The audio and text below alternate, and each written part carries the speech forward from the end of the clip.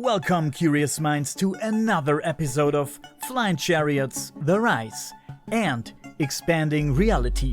Yes, we're doing that collaboration thing again. Tonight, Brandon and I have a special treat for you guys. Our guest on the show is not only a great UFO researcher, book author, and curious mind himself. No, Preston Dennett can talk about first-hand experiences when it comes to out-of-body experiences and all the things that are directly connected to it. And this is why we love this guy so much. So without further ado, let's jump right in and have a great time. And don't forget to leave a like, a nice comment, and a subscription. Love and peace. Okay, Preston, to my great surprise, I found out just a few days ago that you were a guest on Art Bell's show Midnight in the Desert. And that was awesome. That was awesome. This will be one of my favorite shows ever. That was back in 2015, if I remember right, and you talked about out-of-body experiences. I have to admit that I unfortunately came across Art Bell and the show very late, but I've been fascinated by it ever since I found it, of course, because I'm sure he was a great guy and he was very knowledgeable and very curious. That's what I like. He was very curious. So I'm a bit jealous that you had a chance to talk to him back then, but it's all good. But inspired by that, I thought we could have a chat about OBEs and such things because it's a fascinating topic. And you're very knowledgeable when it comes to this topic. So, yeah, first of all, tell me about Art Bell. How did you come together? That's awesome. Yeah, well, of course, I'm a huge fan. He's the greatest, really. In this, his show was actually the most popular radio show in the world at one point. So, of course, I'm a huge fan and watched it regularly. And always kind of kept my fingers crossed that maybe one day I would get to be on his show. And for years and years and years, it didn't happen. But then one day he did call me, knocked me over. I was so amazed and delighted, of course. And I ended up doing about, exactly 3 shows with him. One on out-of-body experiences, one on USOs, and one on levitation. And yeah, great guy, really professional, super nice, really funny, an absolute expert at what he does. I have huge respect for him. It's very sad that he's no longer with us. I know he's watching us from above. One of these days, I'm going to go out of body and try and find him. I will. It's on my list. But yeah, I love the guy. He's amazing. Yeah. He was a great guy, I'm sure. Brandon, have you watched the show too or listened to the show?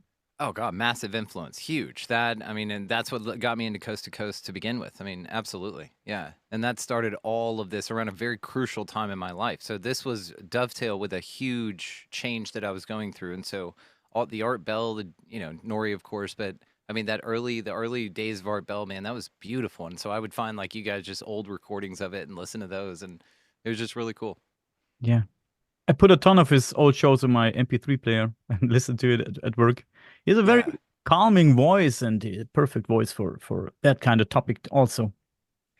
But talking about meeting Art Bell in an out-of-body experience, you've talked about that too, Preston, when you had the show with Art Bell. You've talked about meeting lost ones, and I found that very interesting. But first of all, let's get into what is an out-of-body experience. Please explain. Yeah, the out-of-body experience is basically, in a nutshell, the experience of, being separated from your physical body. Now, there are many ways of looking at this. Some people call it the dream body, the astral body, the desire body, the occult body. But according to many different cultures, this is in cultures all across the planet, we do have not only, an astral body, but multiple bodies, up to 7, you might even say. I don't want to complicate things right off the bat, but we have a physical body, an etheric body, an astral body, a mental body, a causal body, a buddhic body, and an atmic body, which are all basically one thing. But an out-of-body experience is when you have the sensation of leaving your physical body and appearing in an astral or dream body, which is different, to say the least. With the astral body, you can do all kinds of things you cannot do in the physical body.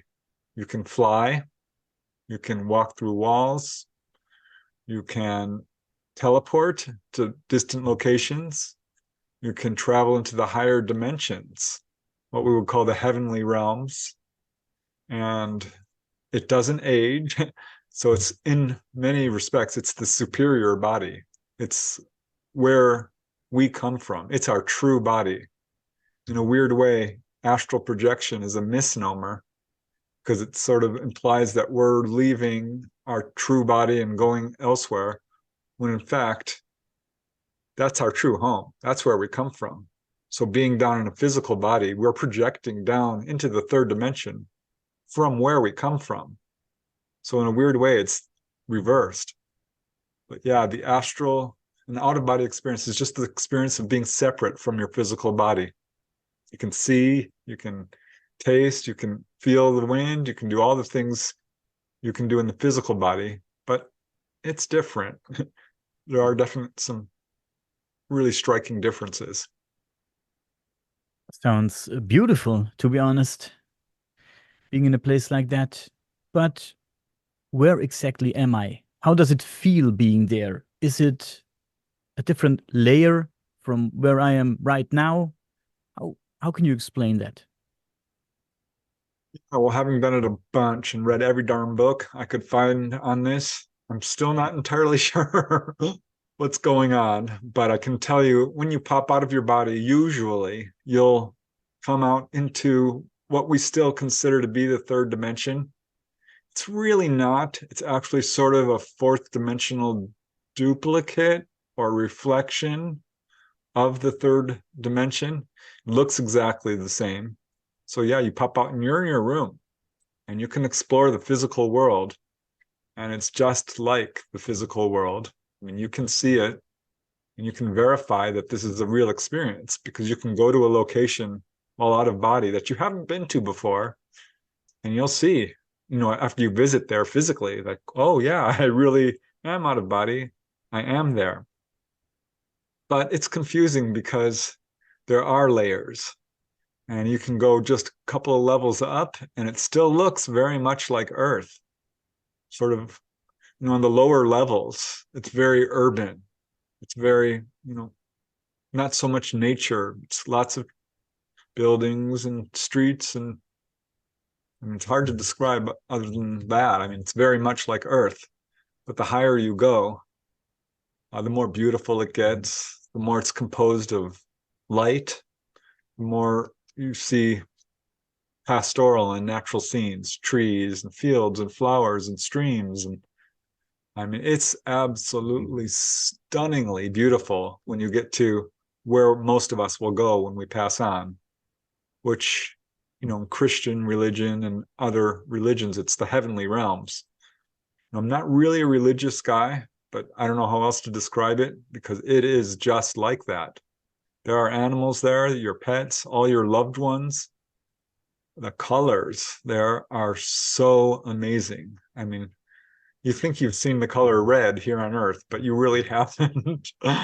Because there, how would I put it? It's like having a black and white television that's very much filled with static and moving to color with super high definition holographic technology. It's like going over the rainbow in The Wizard of Oz. It is strikingly more vivid, more real. It's more real than it is here. So colors and everything, it's got incredible depth and definition and life to it. So the higher you go, the more that sort of thing manifests. If that makes any sense. Yeah. How can I be sure? And I want to direct my question to Brandon too, because I love the way he answers always. How can I be sure that this is not a place that lures me in with all these beautiful things. And every time I'm there, it's taken something from me. Like, let's say, energy or something like that. Like, maybe I'm not noticing it right now, but every time I'm going there, it's taken something from me. It's not really a beautiful place. Maybe a trap. All right. It's, I mean, you can tell when you're there by just discernment, by the feeling of it.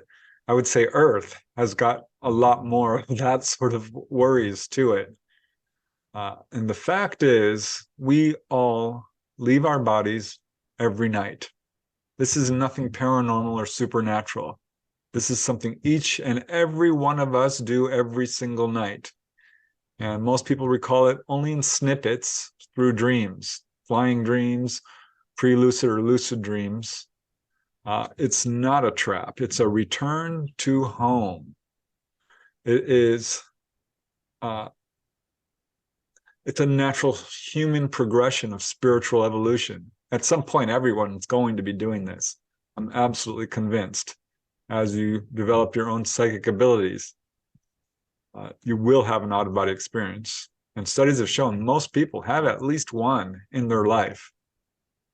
So I think that we have a lot of fear here on this planet. There's a lot of ignorance. There's a lot of divisiveness, a lot of difficult things. Earth is a school where we come to learn individuality, love and compassion, certainly, but also fear and loss and struggle and hardship. So I scoured the literature on this subject looking for any kind of dangers at all to astral projection, and I found really none. There are some people who talk about it but provide no examples, and I found the opposite. I found about 30 cases of people who've been physically healed of all kinds of illnesses, chronic illnesses, colds, flus, things like this, cuts, injuries, but absolutely serious conditions. I mean, from cancer to liver disease to multiple sclerosis and more. It's a very, very healing thing. And when you have an out-of-body experience, and if you study the literature on near-death experiences, you'll see this. It's an incredibly healing event. And it wakes you up psychically. So if you start having out-of-body experiences, your awareness skyrockets. You will start experiencing clairvoyance and telepathy and precognition and past life recall.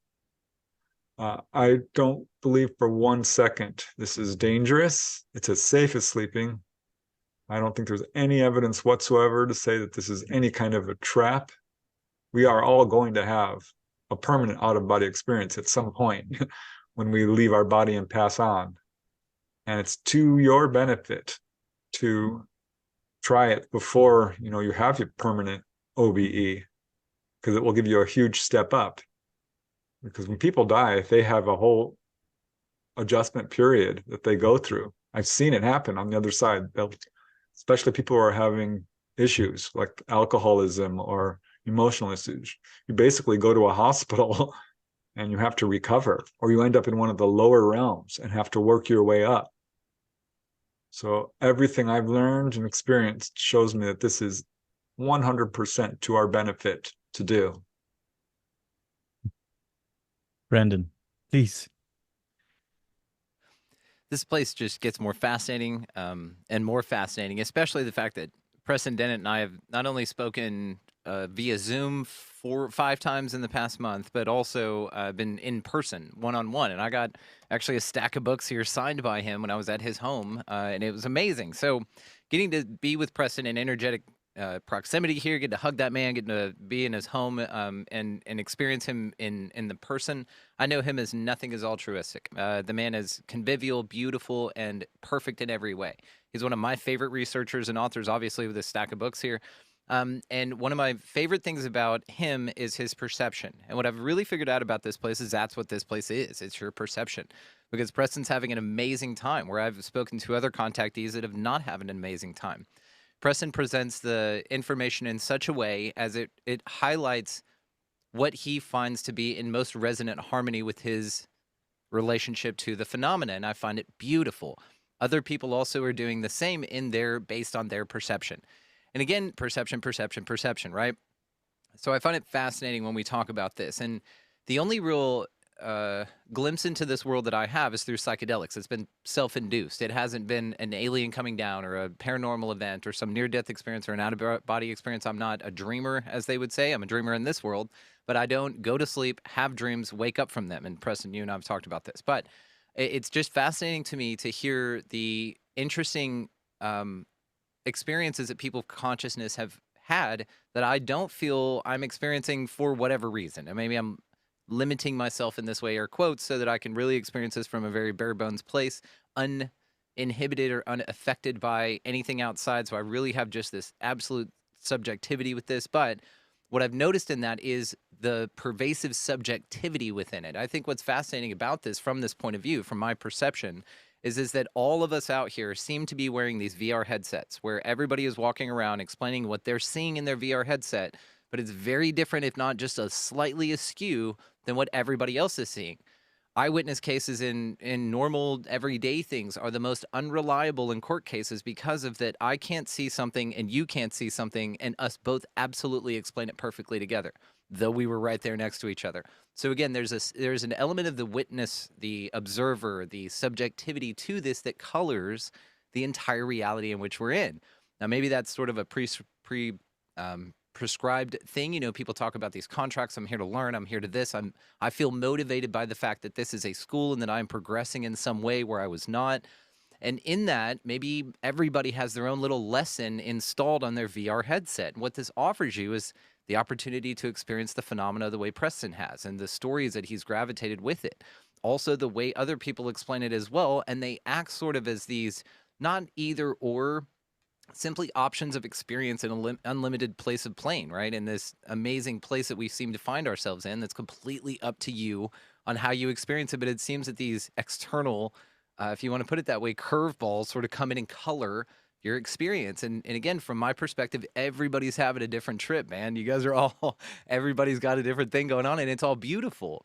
It's when people start saying like, no, you're wrong because, or no, this is right because, that's where I see, again, from my perception, the challenges in those kind of experiences. So what I love about this, first and foremost, is just the opportunity to talk about this, guys. Secondly, is to kind of look at this in a way that Preston was explaining it about the layers. Excuse me, hang on. The layers when it comes to this place, sort of like this astral body, all of these things seem to be, again, through what I just said there about coloring your perception, this being your VR headset, sort of a way that you get to add additional levels to the game, or additional insights that then color the entire consensus reality of this place, right? Add to the puzzle pieces. And so when looking at it this way, it seems like if you're able to astral project, you sort of turn off the filters of being limited by your physical body. You turn off the filters or the limitations or the algorithmic programming, if you want to say this is a simulation, whatever. You turn off the things that bind you to a body. Now, I don't feel that I've ever done that. And so it's not to say I can't and can't learn, whatever. But what I'm saying from that perspective is that it offers another experience that I am unattached to simply due to the lack of experience. But you've had it, Preston, which is fascinating. And other people have said that they've had it. What this feels like, and through, again, my own colored experience of my altered states has been psychedelics, is that when you go into a psychedelic world, yes, it feels like a different world. But what it could be is simply that a filter's been removed from you that is given to you in this place, this 3D reality, because we are so tuned down. And Preston, when you were talking about it, I picture a funnel, like that we're at the bottom of this funnel to where everything else is swirling up here. And it's, of course, it's obvious. It's duh. This is where the gases go. In this solid realm down here where it's settled at the bottom, you're in a very limited area of what you can see, experience, and all of those things. But up here, yes, duh. But the gases still sort of interact with the solids at the bottom, and we don't know what the hell it is. People have different perceptions of this, though. So again, it feels like maybe what's happening is that sort of the filters that say you are stuck in this version of reality, meaning this 3D, if you want to call it that, are alterable, meaning like these monks that can like punch through a boulder, right? That's crazy to us, but it seems like just it's an alterable limitation that we all have. Same thing with this idea with the phenomena, whatever it is, because it's got so many facets to it, is that it colors your perception. So in any way, it's a fascinating study at just how you view this place, and how it interacts with you determines how you view this place. It's this, you can't learn how to swim unless you get in the water, but you won't learn what the water is unless you learn how to swim. So it's this interesting, again, paradox here. And to sum it up, and then I'll stop, this idea of an energetic exchange. I've thought a lot about this, talked a lot about this, and this being sort of a scary thing for anyone involved in the idea that something is gaining from you paying attention to it. Let's just put it that way. So if something gains from you paying attention to it, it's sort of this top-down model of the as above, so below, right? So everything here needs to consume energy to continue to thrive and to create and to live and to all of those things, right? Plants need to consume what they consume. We consume plants, right? And the animals that consume plants, blah, blah, blah. So to say that we're excluded from that in a way is silly if we look at everything else around here, right? Even us as a model for our lives in a scope, when we die, we feed the trees, you know, we breathe out, the trees breathe in. So maybe the trees are just keeping us alive to keep them alive, right? And so in this energetic exchange, when we talk about this etherically, because the freaky woo is so freaky woo woo, man, it's hard to pin down. It's hard to say what is being exchanged there. And so if we're talking about this idea of loosh or whatever, I don't know. I think that everything has a cost, let's say, associated with it, right? There's an energetic exchange, like right here. We're all exchanging energy to have this conversation. And in that, some people are going to feel drained. Some people are going to feel lifted and all of that. But there's always an energetic exchange. And I think the reframing what that means and that we're not exclusionary or and damn sure not the top of the food chain would be a good step into sort of seeing that at a bigger picture. So if that all makes sense, that I think perception colors everything around here, especially the phenomena, but then also that energetically we're probably all exchanging with everyone. And maybe if we reframe it, we can be a little bit more forgiving of the fact that it exists, and also not so butthurt that it exists, but also, you know, reestablish boundaries with it. I think that that's another thing that's very important with this, is reestablishing boundaries with whatever the phenomena is and the way energetically it comes at you, if it comes at you scary. Now, Preston's having a great time with it. Dolly's having a great time with it. There are some people who don't need to reframe their relationship, but maybe if you aren't, reframing it would be a good way to go. That's kind of what I think about all that. So, yeah, there you go. Just like Preston, Brandon never disappoints when it comes to a good answer. Awesome. Yeah. So, Preston, when you talk to Art, you've talked about some kind of noise before or while, the OBE. Do you have any idea where this sound comes from? I'm having flashbacks right now when I think about that, because I believe it's all about frequencies. Everything is about frequencies. Every single phenomena in the world is about frequencies, whether it's UFOs, ghost apparitions, stuff like that, even maybe Bigfoots and all that stuff. It's all about frequencies and perception, of course. What is your opinion on that? Yeah, I mean, I think the third dimension vibrates at its frequency, whereas each dimension has its own frequency, and it's clear that that vibrates quite a bit higher, or has a higher frequency. And when you travel out of body, it's a process of relaxing, and your physical body, your mind, and then at some point you start to feel what's called the vibratory state. And that's a term that people use to describe when you're actually lifting out and you start to feel that higher dimension. And it feels like an electric shock, honestly. It can feel like water rushing through your body. It can just an enormous amount of energy coming into you. And basically what's happening there is you are shifting from the third dimension into the fourth or fifth or what have you. And there's all kinds of things that happen at that point. You might feel vertigo, dizziness. You might feel a lot of heaviness or lightness or numbness or movement, but absolutely noise as well. These are called exit distractions.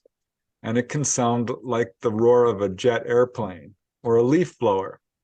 Or you might even hear voices or cursing even, or just all kinds of weird stuff.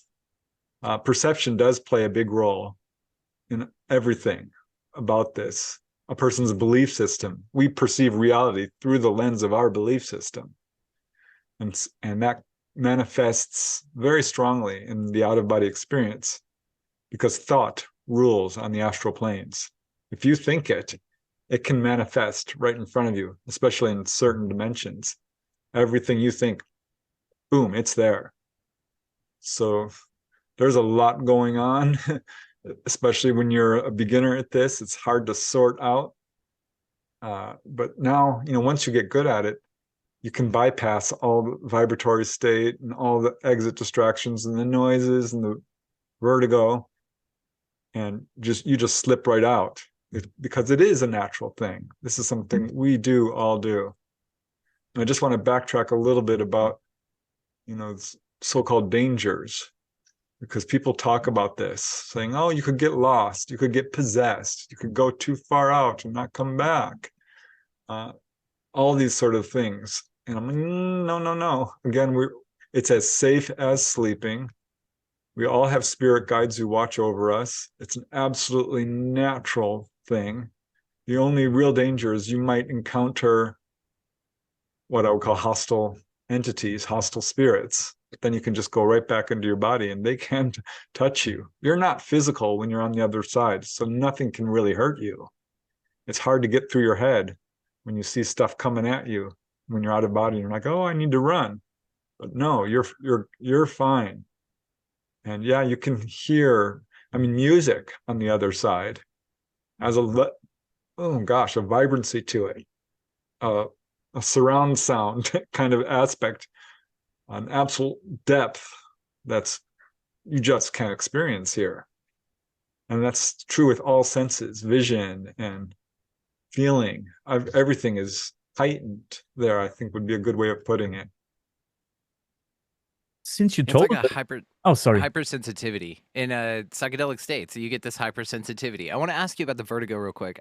Now I've had this where I'll lay down and then all of a sudden I get real like dizzy, like my eyes are rolling in the back of or crossing. Does that make sense? Is this part of it? Was I almost astral traveling and it just didn't and backed out? Yep. Because I got dizzy? 100%. Yep. Okay, so what do I need to do to step over that line? How do I cross that threshold? Simply relax, let go of all your fear, really intend to do it. So you focus on, when that's happening, just completely let go and relax and be okay with it. You're gonna be fine. This universe is a safe place. Yeah, we can experience pain and all sorts of misery, especially if we latch onto it and focus on it. But ultimately, we're immortal beings. We're a part of this universe. We have all the power of the universe inside of us. It's indivisible. We are all one. It's funny when you mentioned, because going out of body and coming back, you suddenly feel an incredible connection and you lose a little bit of your individuality. Not really, but you can sense. You become so empathetic. You feel what other people are feeling.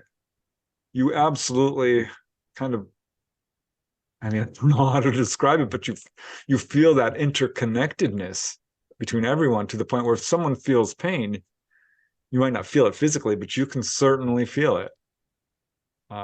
And you recognize that individuality is, to a certain extent, an illusion. It's not. You're always going to be you. An entity is an inviolable thing. You are you.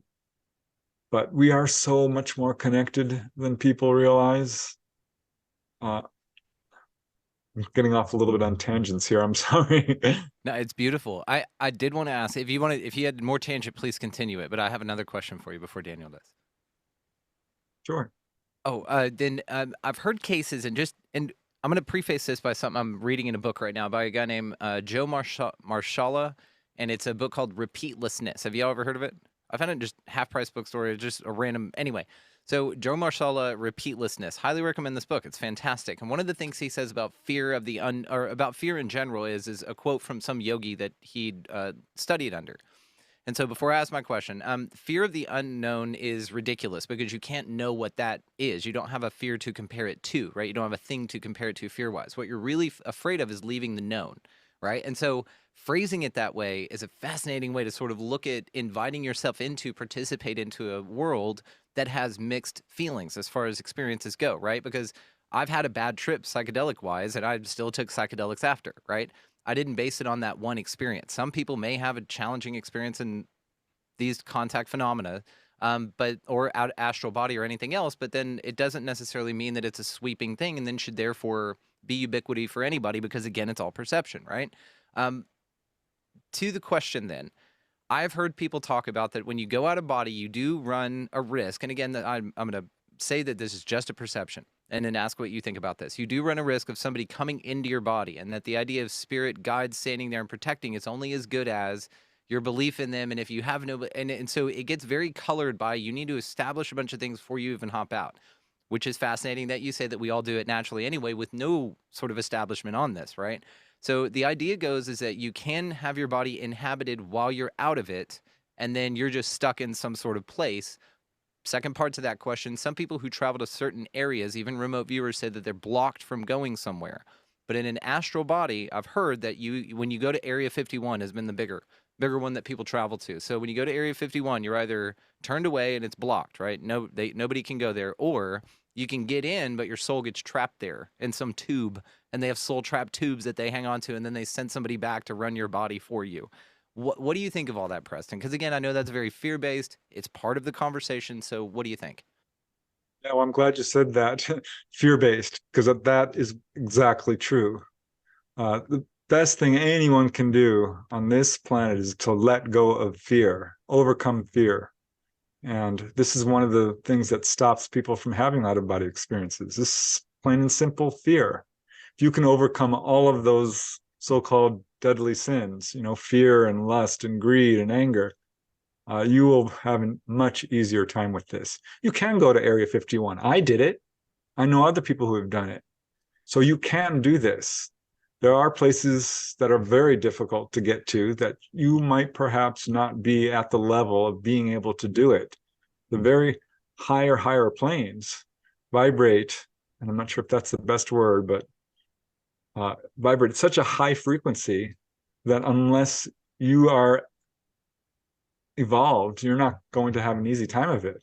When I went up to the Akashic records, I had a very difficult time of maintaining consciousness because it was just a lot of energy for me to sustain.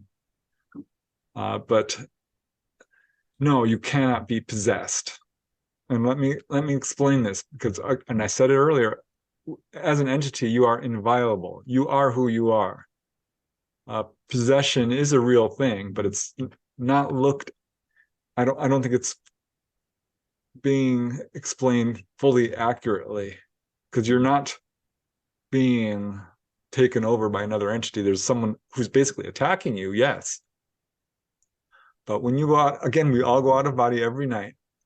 But going out of body is a misnomer, because what you're basically doing is you're expanding yourself into your higher dimensions. You are never actually truly leaving your body. It You're just shunning the feels like limitations. that. Yeah, you're shunning the Yes. limitations. I love it. Okay. It's a Yeah. great way to phrase it, Preston. And so the dangers of this are just way overblown. And like I said, I've scoured the literature, I've studied this, I've done this over and over again. You do have spirit guides. Whether you believe it or not, your beliefs have no effect on the truth. Truth is the truth. We don't make our reality, as some channelers have said. Reality is what it is. We certainly have an effect on it, but there is an absolute independent third dimensional structure out there.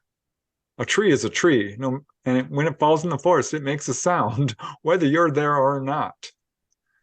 So there's some fuzzy thinking going on, in my opinion. This is just my opinion based on my experiences and what I've read. But no, there's no dangers of being possessed. I couldn't find any examples of that in the literature at all. None. You can't stay out too long, because you will be pulled back. You have a silver cord that connects you to your physical body. It's an energetic thing. And the real difficulty is staying out. Because if there's any emotional overload, any sense of danger, if you even so much as think about your body, you are pulled back. And we all have spirit guides around us who are part of this, protecting you, watching over you, whether you believe it or not. And when you know, it's hard to explain this to people who haven't done it, because once you do it, all of this becomes immediately clear. You see it. You meet your spirit guides. You will meet enlightened masters. You may encounter hostile entities, but it's very much like you would if you had met someone who's unpleasant on Earth. You're like, you know what? I'm not dealing with you. And you can simply sever the contact with them. But yeah, I found no evidence that's at all compelling that you can get stuck or put, there are places that do appear to be protected by, with people have tried to get into certain areas that they can't get to. So it is possible there's something along those lines. And I found it very unpleasant to be in Area 51 when I went there, and I did have a guide. So I don't know that it's possible to capture someone's soul. I really don't think so. There is a book that I got not too long ago, where a lady felt she was being prevented from going back into her body, but she escaped it. She's writing about it in her book, and there's not a whole lot of people who are writing books about advanced astral travel. I don't see any cases of someone who's written about this and then suddenly die in their sleep at a young age, or you know what I mean? How would we know if someone got trapped and weren't able to get back? We wouldn't know. But I don't see any examples of it. And I can't emphasize this enough. All the research I've done on this shows incredible benefits to astral projection, because we're unconscious for a third of our lives in sleep. Right off the bat, if you can do this, you're increasing your Earth experience by 1/3. Not only that, the adventures are unbelievable. Flying and visiting deceased loved ones and going to healing temples and learning centers. So you also get to know your life path, the reason you came down to Earth. That becomes very clear. You get to learn all about your past lives and overcome all the trauma you've carried over lifetime after lifetime. You accelerate your psychic abilities to an unbelievable extent, where you start becoming super aware. There's so many benefits. I already mentioned healing, but just the knowledge that death is a lie alone is worth doing this, because that is the guiding force of our lives. Fear is. And if you can do this, then you overcome that fear, and you don't believe, there is life after death. You have one really good out-of-body experience, and that's all it takes, and it will change everything about how you perceive life on Earth. So, I just cannot underline enough how wonderful, beautiful, transformative, healing, and learning it is to do this. I just can't emphasize that enough. It's a wonderful, wonderful thing. Everyone should try it. Don't believe me. Do it yourself and you will see. I've been asking a ton of questions, but I have another one. But Daniel, did you have something you wanted to ask? Go on, Bren. I have a lot of questions. Please, Go on, I've been stepping on your, every 3 questions here you've had. I just think this is so fascinating, as you do. I know. Okay, it has to do with why would you ever come back? Out there in the astral, you can fly, you can create whatever you want, you can zoom pictures, you're healing trauma, everything goes away. What if you just chose to stay out? And what if, let's say that maybe some people do choose to stay out, they tag in a walk-in, and they're like, hey, dude, I'm done with this Earth experience. I think I've got enough in. I had Sheila Seppi on the show. She's fascinating. She's a walk-in experience, and she's 100% mission now, and it's just an incredible story. But then, like I said, that question, because maybe if I hop over to the other side and go, hang on, I don't have to deal with the Democrat-Republican thing anymore. I don't have to deal with any of this nonsense anymore. Fleas aren't there. Child cancer, none of that shit's there. I'll just create a world like that in the 4th dimension or in my astral body and just live there. Is that possible? Good luck. I wish you all the best. trying it out. Look into the near-death experiences. And people always say, oh, I want to go, I want to go. And they always say, no, it's not your time. You have a job to do. You have a mission to fulfill. You've got things to learn, and you are sent back. And it's the same with the out-of-body experience. I've looked into walk-ins, by the way. I've talked to Sheila. I've talked to many other people. And I'm not convinced that it's a completely separate person. It's an aspect of themselves, a higher aspect of themselves that they are coming down. This is my opinion. She calls it an aspect. She calls it an aspect as well. It's good. Yep. So it's not quite how people are thinking about it who, haven't really researched it, in my opinion. But yeah, I mean, this is something, I'm like I said, we all do this. And you may want to stay out there. Yes, I've certainly experienced that. I'm like, gosh, this is so nice. Why would I ever want to go away? Hold. I got distracted there for a second. Yeah, you may feel like, wow, this is great. I want to stay, but you can't, because you are pulled back and you chose to come down here on Earth. And once you start having these experiences, you realize immediately, well, I'm going to be there shortly. Life on Earth is not that long. We're immortal beings. And what we can do down here is extremely valuable. There's a long waiting list of people wanting to come down and do the 3D adventure. Robert Monroe talked about this in his books. I love his books. He said people who graduate from the Earth School are highly respected on the higher dimensions. And I had to laugh when I heard that, because Earth School is tough. It is not easy to be here. And we learn so much by coming down here. There are things we learn and experience that you simply cannot experience on the other side. So, no, I don't think there's any danger of that. You certainly might want to, because it's so, so, so awesome. That's the thing. If there's a whole line and a queue of people, and somebody had to have gotten, and you hear this though in the contact or in the walk-in phenomena, as people say that they got to a point in their life, as Sheila says, where it was just her body was beaten up, she mentally couldn't handle it anymore, and she asked for somebody to take over, and somebody took over. So that's the thing, is if while you're out there, I was wondering if you ever got solicited by another soul that wants to hop in and take Preston Dennett for a ride, and then said, "Hey man, I'll take over for you if you want, dog." Like, I don't know, like those kids selling gum in Mexico. They're all like, hey, you want me to, chicle, you want me to hop in your body for you? You've never been approached by anybody saying, hey, I'll take the ride? Okay. It's interesting that other people kind of report that. But maybe you've never been to a point where you've just been like suicidal or thought, I just want to fucking phone this thing in and I'm done.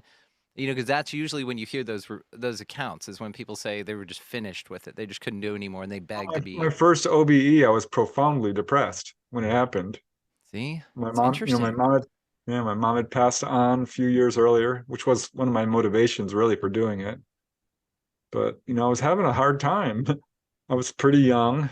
I was, in my early 20s and still living at home and just kind of lost in the world. With my belief system had been shattered by finding out UFOs were real, and all of this, I couldn't get out of body even though I was trying for a month or two. Had a lot of questions about life, and that's when it happened. And it ended up to be hugely healing. And I will tell you, after having done this for a while, I started to explore the very low realms, what we would call the hellish realms. And they're not good. It's heinous, it's dastardly, it's filled with evil and despair and anger and unhappy, frustrated people. And I mean, at one point I was attacked by what you would call demons, no doubt. And they couldn't touch me, and that made them furious. And they had the whole, pig-like evil faces and just your classic demonic face. And they were snarling and growling and losing their minds. And I'm like, you know what? I'm leaving. This is not good. I don't want to be here any longer, because it's just not an easy place to be. And I have stayed out very, very long, to a point where it started to feel incredibly real. This is on a higher realm. And I'm like, gosh, if I stay here much longer, I'm probably going to stay here. And I pulled back. And I think the more advanced you get, you possibly do have that ability to choose. I don't know for sure about that. There are near-death experiencers who've been thrown onto the other dimension and basically told, you do have a choice. You can leave or you can stay. So, obviously the ones we hear about are people who've chosen to come back. Right. That's the thing, is why would you hear about any of people the do other stories? die. So, a lot of these people who passed on in whatever, drug overdoses or car accidents or falls or, violent crime, might have had a very profound near-death experience and been given that choice and said, you know what? I'm staying on the other side. Well, But this the is ones what I we think. hear about, Especially the people who come back speaking a whole new language or play drums and they've never played drums a day in their life, or they come back and they play piano and they've never played piano ever, or they, like I said, Isn't that speak amazing? 4 different languages. But that's the thing, is did they get an upgrade and that's just an alteration to them, or did somebody choose a swapsies on the other side? Some Italian No. dude steps in and is like, hey, I got this, he's a composer, speaks Italian. Now all of a sudden your grandma is crushing it at all those things because she chose to tap out and homeboy hopped in. I don't know. No, It's just interesting. this speaks to, because when you have an out-of-body experience, you are connected to all that is, the all mind, the entire universe, and your past life. If you go out of body more than 2 or 3 times, dollars to donuts, this is going to happen to you. Your past lives are going to come roaring back at you, and all those talents that you've learned over the centuries are there. You can tap into it. And that will include art and music and construction and being able to talk to people or politics or economics, whatever, because we all have past lives. It's all going on all at once. We're always continually learning. So when someone comes back and starts displaying all these talents, it's not because they traded souls or invited someone else in. They've expanded their own identity to who they are. And again, we're all connected. So, that makes sense. Yeah. We are able to learn whatever we want, and you can tap into it. And if people who come back with all these unbelievable talents is not someone else coming in at them. And you can see this with people who are, child prodigies who are suddenly playing the piano at age 3. How did that happen? Or super intelligent or just excelling in whatever field they're excelling in. And there's many cases of people who have a head injury, boom, and now they're playing piano, or they're mathematicians, or like they said, speaking a different language. This is all you. It's not another person coming in. It's you. You are much more than you realize. Think of it this way. You are at the apex. You are the point that is exploring the 3rd dimension. But right behind you and surrounding you and all around you are hundreds of your past lives, and each one influences you. So, and if you focus on a certain area of interest or expertise, zoom, that person comes in and assists. We are all, identity is the word I'm looking for. Identity is not what people think it is. It's much more fluid. You've mentioned near-death experiences. That's interesting. I do think, and please correct me on that, while you can interact, while having an OBE, you can interact, you can do whatever you want. And near-death experience, with all I've heard so far, is more like a movie. It plays like a movie. It's a scene. You're observing a scene, something that's happening to you, and you can't interact, right? Am I right there, or? There are a few subtle differences between a near-death experience and an out-of-body experience. Generally speaking, and I haven't had a near-death experience, but I've certainly interviewed a lot of people. When someone has a near-death experience, they are propelled out of their body through trauma. And sometimes there does seem to be a weirdly guided aspect to it. Like this is something that was meant to be because they were on a life path that wasn't being productive. And so you might not even call it an accident. It could have been something that was supposed to happen. And a near-death experience follows a pretty set I don't want to say rigid, but to some extent, a rigid structure or a pretty set pattern, where someone it does go out of body, like a core near-death experience, one that contains all the elements, is someone who is pulled out of their body, and then they go down to this tunnel of light. They have a past life review, basically, a life review, I should say, of all the events that they've experienced up to that time, where they feel everything, all the feelings of all the people they've ever affected in any way. And then they go to the other side, and will meet perhaps a religious personage, a enlightened master. Jesus does come up in these cases, most often deceased relatives. They have that little meeting, and basically they're told, you have to go back. Your life mission is not complete. You have to go now. And there's not so much what we see in an out-of-body experiences, whereas you get to guide it. You get to do what you want. And that would be the primary difference. Out-of-body experiences, you get to do what you want and go where you want. And you can go into much higher realms. Because with near-death experiences, they almost always describe a border where they can't cross into the higher realms.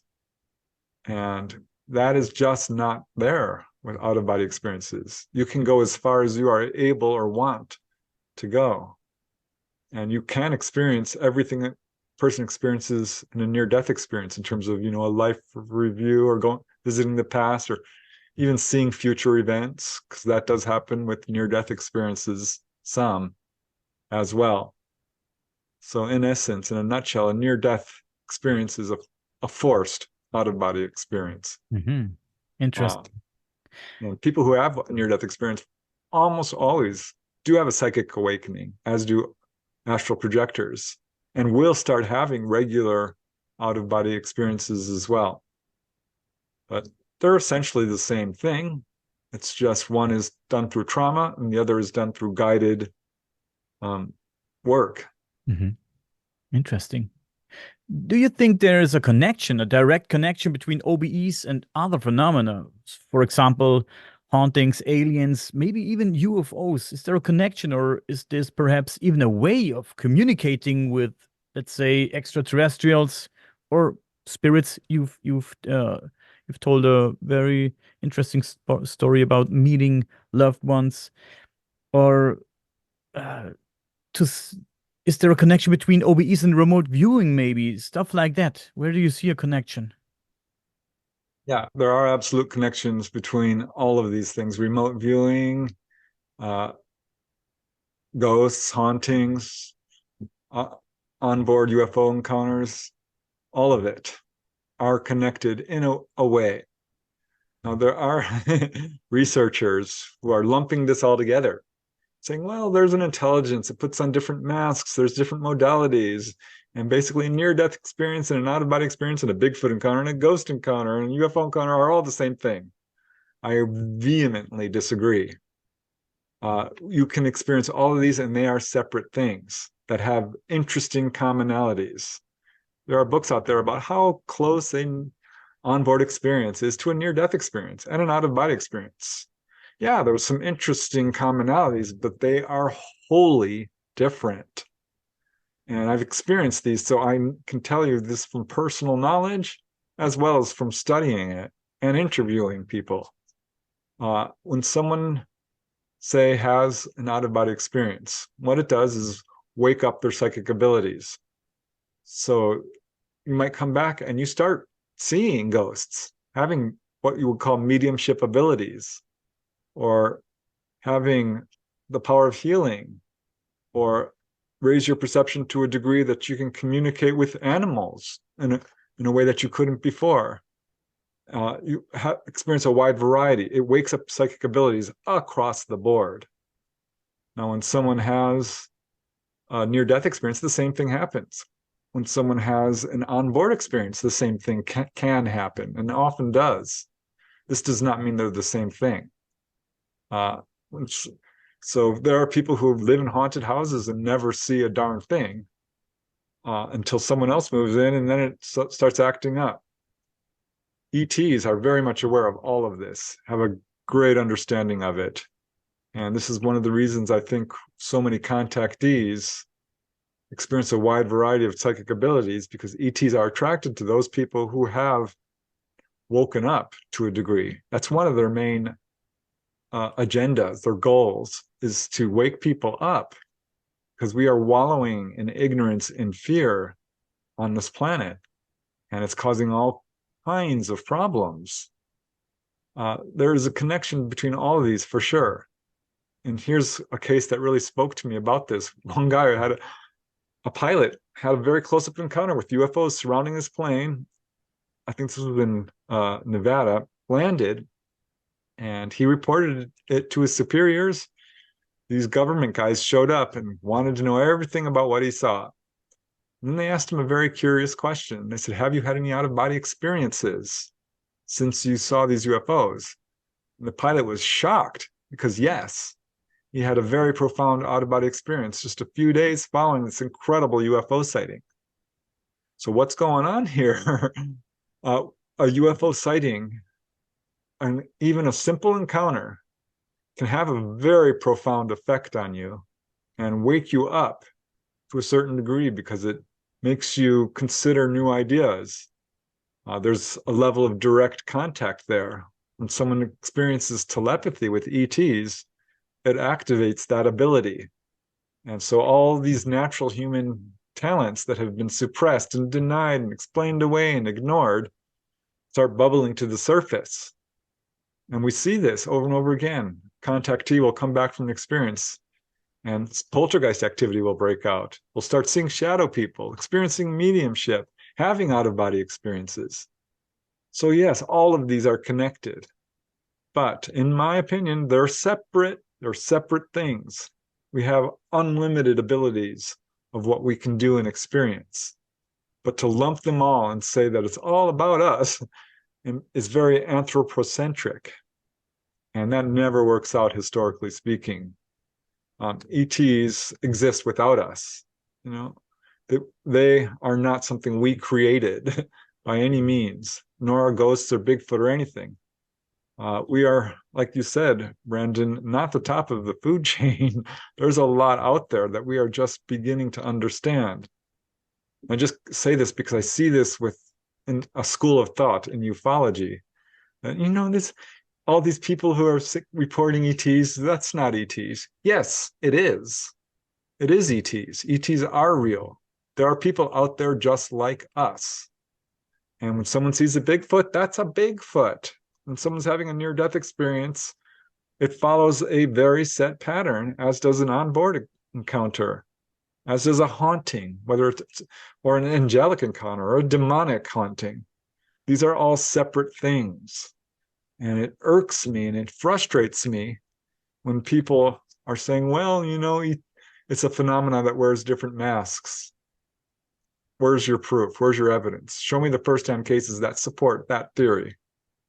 And the evidence is just not there to support that. So I'm very passionate about this particular aspect because I keep seeing it, and it's frustrating to me that people who are very educated about UFOs and paranormal phenomena are going there. I don't understand the resistance to the idea of life after death or extraterrestrials or all the things we're seeing all the time around us. It makes me think of psychedelics. It makes me think of when you mentioned that Bigfoot, UFO, paranormal, everything's a different thing. It makes me think of that I have a different experience on LSD than acid or than mushrooms than I did on DMT than I did on ayahuasca. But they each provided some psychedelic, you know, it's a hallucinogenic experience, some really trippy, amazing, life-changing, life-altering thing, even though they wore different masks, you know, it was like the same experience from a different teacher, you know? It's challenging to explain, but that's the only real context I have for what you're talking about. And it just seems interesting to phrase it that way. Like when you go out into the woods, you take the Bigfoot mushroom, and then that's when you encounter those beings. When you take DMT, maybe you're hanging out with poltergeist activity or encountering the machine elves and stuff like that. So it's sort of an interesting thing. And then all of this and the fact that this is so perception based, which we all agree with, it brings me back to sort of the androgynous DMT that's within all of us, that can be the mask that we talk about, that manifests anything you want because it can do that. It's what's released at your time of death. It's what is found in all living creatures that is able to possess this sort of sentience, but also sort of this altered perception on their reality that suits them in a way that's fascinating. So again, I think it's really, really interesting. And especially when we take the concept of out there and we really shrink it down to in here. Again, this as above, so below is more conceptual. It's more like the processes involved rather than the actual, logistics or whatever. But whenever you take it from there, then you start talking about these microscopic organisms that they found in you in the form of bacteria that run your body. You're not really one body, right? You're these, on a physical level, you're really like 75 trillion things all operating to keep you moving and writing UFO books and talking about UFO books and all that kind of stuff, right? So from that perspective, you're a shitload of little entities, sort of Voltron controlling this big ass robot thing you're driving around, this meat suit. And then from that perspective, you again go into the microscopic organism pictures, photos taken of these entities, really is what they are, and they look like what's described as angels, with all these feathers and these eyes on the end of feathers and things, these multiple feathered beings, as opposed to like the body with a set of wings like Archangel from X-Men. They look like, the biblical sort of like wheel within a wheel type shit. And all of these tiny little creatures are within you. I think they found like wendigos and chupacabras and all sorts of little tiny bacteria that then, if you think about it, then you're maybe just projecting out into your world to then have that experience through your androgynous DMT. I don't know, man. The whole thing is fascinating and interesting. I think part of the thing about being human is we're all on a long, arduous pathway towards full self-realization and enlightenment. And each of us have to basically overcome our belief system, whatever it is that we've been programmed to believe. And you can see this when you're trying to have an out-of-body experience and you basically are having a lucid dream. And a lucid dream, you are fully aware and you are out of body, but everything around you is your belief system. It's a hallucination. It's a dream. It's something you are projecting. And when you break through that, then you start to see reality for what it is. There is an objective reality outside of us. And while we are absolutely intrinsically connected to it, and individuality is, a tricky concept, this is something we all have to eventually overcome, is delusion. Thought itself is partly a delusion, because we want to label everything and call it what it is, and then now we know. No, the second you think you know anything, something else is going to come along and knock you right over, and you realize, well, I don't know everything. So it's a process of waking up and moving past delusion. I would definitely underline that. We all have to really work on obtaining experiential knowledge and move past belief to knowing what we know. Know all is knowable, as Dolly often says, and then proceed. And that's good advice, because people are doing a lot of fuzzy thinking. They're basing all of their knowledge on pure beliefs that aren't supported by actual firsthand knowledge. Mm-hmm. Beliefs are all well and good. And they can help you, and it's a ladder towards understanding. But ultimately, only experience, only firsthand knowledge will lead you to truth. And we are all tasked with doing that. At some point, we will all evolve to have fuller understanding of who we are and our place in this universe. But it takes a lot of work to move past the fear and the greed and the anger and the laziness and the lust and all the things that are holding us back, until you can absolutely break through these belief systems that are coloring your experience and distorting reality. And meditation is the key to doing it. Absolutely, just meditate, meditate, meditate. It's the one thing that's true in every spiritual discipline, every religion. They all agree on at least that. Meditation and prayer. So that is something I think our world definitely needs more of. People need to just start meditating 5 minutes a day and paying very close attention, not only to everything around you, very critically watch everything, but inside you, follow every darn thought you have. Where is this coming from? Why do I feel this way? What is this emotion? And this is how you start to progress. And if you can do this, you overcome your fears and all these negativity, you will start having out-of-body experiences. It will happen. We're all like flowers who are tightly closed buds who are just beginning to open up. So I'm hoping that people, if I could get anyone to take away anything from all of this conversation, is just try it. Try astral projection, because it's a great, great method to really expand your understanding of yourself and the universe around you. I have the same recommendation for DMT, word for word. Yeah. Those are some great words to end the show, but I have another question. I'm sorry. I want to talk about responsibility for a second. Would it be possible for you to, while you're having an OBE, since you said that you can visit anyone you want, you can visit me, you can see what I'm doing. Is it possible that you can do harm to me physically, or let's say metaphysically? Could you harm me? And where does privacy come into this? Oh, also, yeah. Yeah, well, privacy is a bit of an illusion. Now here's the thing. We all have a responsibility to grow ethically, morally, do the right thing. And there is a difference between psychic ability and morals and ethics. They don't necessarily go hand in hand. So you could have people who are downright evil, who are doing things they shouldn't be doing, and have developed themselves psychically and are spying and doing horrible things. As far as I know, no, you can't hurt or kill people. I haven't been, it's hard for me to speak too much on that because I haven't really seen any examples of that. So I'm going to say no, that's probably not very likely. What if you accidentally think of somebody and they're in the shower and you didn't mean to, but you totally got to see their titties? You know what I mean? Yeah, well, that happened to me. That absolutely happened to me. Did you see my titties, Preston? Were you thinking about me when I was in the shower? All right. When that happens, you immediately leave.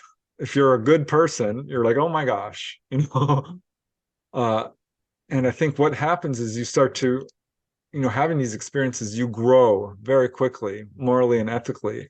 And if you are a good person and you do the right thing, you will have a much, much, much easier time of it, because you will get the help and the guidance you need. Whereas if you're doing this for the wrong reasons, I am so sorry for you, because there is such a thing as karma, and you will pay. Look at what happens to people who have a near-death experience. I talked to one guy who had a near-death experience, and he was not a nice person. He self-admitted this freely. He says, I was a horrible person. I treated people very badly, had this near-death experience, and it nearly killed me. He says he came back from it with this life review where he felt all the harm he did to others. He felt it. He said not only did he feel the harm he did to others, he felt all the harm that those others he hurt did to other people. So there was this incredible rippling effect where he had to face the knowledge of what he did hurting people who hurt others, who hurt others, who hurt others. It goes on and on. So this is what will happen to you if you are going down the wrong path. Karma is real. It's very, very important that all of us do what we know to be the right thing. It's not magic rocket science. We all know what the right thing is. We feel it in our hearts. So no, you don't go spying on people. You don't try to hurt them, because that's the wrong thing to do, and you will not progress spiritually. You will come right back into a situation where you are taught very difficult lessons. And I think this is why some people do choose lifetimes that are very difficult and have incredible suffering, because they need to learn not to hurt others and they will learn this the hard way. So I'm not too worried about that. Honestly, I don't think that there are a lot of psychically advanced beings out there who are able to do evil, because people who develop these abilities of astral projection and precognition and healing and remote viewing are good people. And that would be how I would answer that question. Yeah. Mhm. Yeah, interesting. I guess that was my question.